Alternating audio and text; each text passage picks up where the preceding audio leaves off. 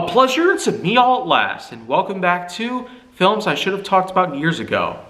Today, we're going to get to talk a bit about the X-Men films. Yes, I'm once again going to be bringing them up because today we're going to be talking about the origin story known as X-Men First Class, released on May 25th, 2011. It was a big success when it came out, having some very high ratings on various critical platforms like IMDb, Rotten Tomatoes, and Metacritic. Not to mention a box office scoring exceeding $350 million. So it goes to show that an origin story in line with the continuity surrounding the X-Men films entirely was a pretty good idea to give us some good backstory as to how the X-Men originally came to be. Everybody, from Charles Xavier, to Beast, to Raven, to everybody in the team. It turns out that Xavier himself, whom is once again played by James McAvoy, is in fact a mutant. He becomes his own mutant, confined to a wheelchair, but only because of some big event that had happened. He eventually meets up with other people, and all these others that are also deemed as X-Men due to their mutant-like traits within their DNA. They all eventually come together and form their own team that they call the X-Men. They're typically kept under secrecy in the hopes that they would not endanger the public eye with any of their mutant traits, their personalities, and whatnot.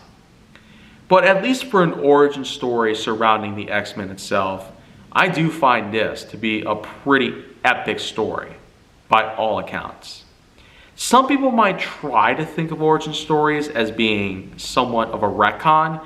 In this case, though, they actually done it right. They literally gave us something that we've been looking for a while when it comes to origin films. And I'd say it not only does a great job in what it is, but it also gives us a lot of insight as to what the eventual future of the X-Men series would carry on to. Because since the early 2000s, the X-Men film series by Marvel Studios themselves, not necessarily to be confused with the likes of the Marvel Cinematic Universe, which did at first incorporate a few specific X-Men characters into the franchise and eventually killed them off. Yeah. That's one major flaw about the MCU. It keeps killing off main characters over time. Well, anyways, though, the way that X-Men First Class goes from start to finish is just incredible.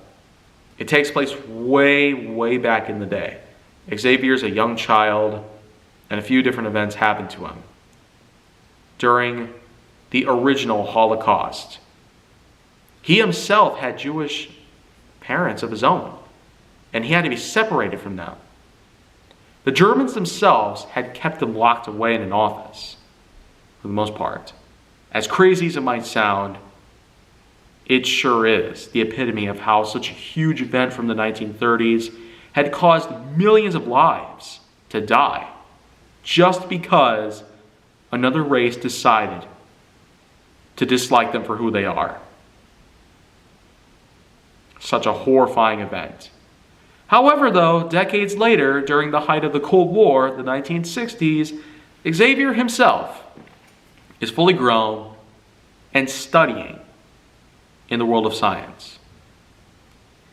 And of course, what eventually happens is that after he gets to encounter various other people that themselves have their own specific traits, their own personalities to tango with, and even their own powers that they can hardly control on their own, it turns out that in this exact case, Xavier has himself a group of people that he has lots in common with.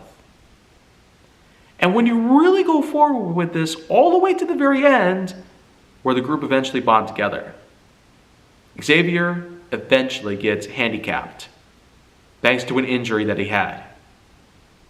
So that's how we get to find out that he becomes wheelchair bound for the rest of his life. Overall, when you look at this movie, it sure is pretty impressive. I do give it a nice scoring. 7.9 out of 10.1. And that pretty much does it. Until next time on films I should have talked about years ago.